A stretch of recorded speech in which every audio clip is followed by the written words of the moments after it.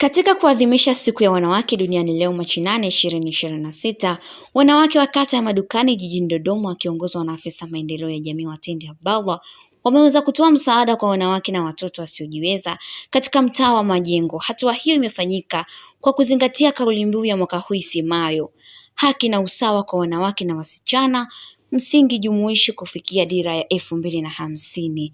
Msaada huu ulilenga kuwainua wanawake na watoto wanaokabiliwa na changamoto za kiuchumi katika jamii.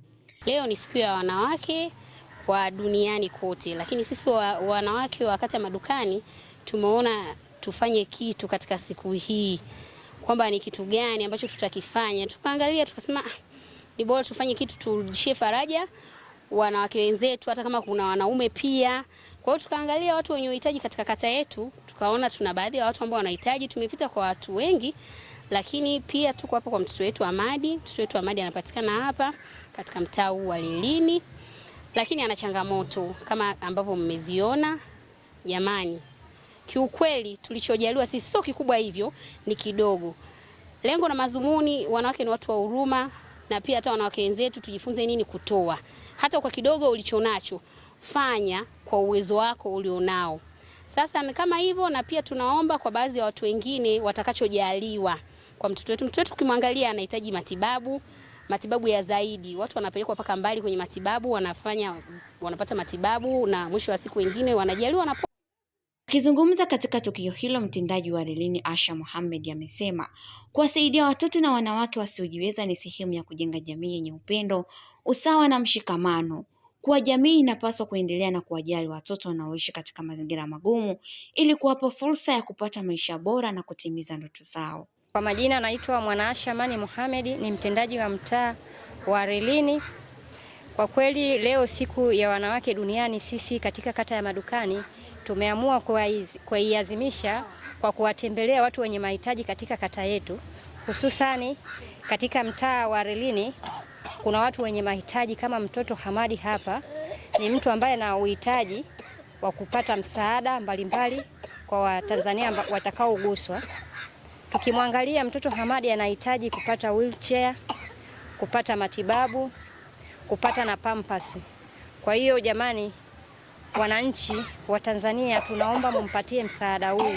Ni mwananchi ambaye yuko katika mtaa wangu, naombeni sana mnisaidie kwa sababu mama yake anakutana na changamoto nyingi za kumlea na za kumtibu.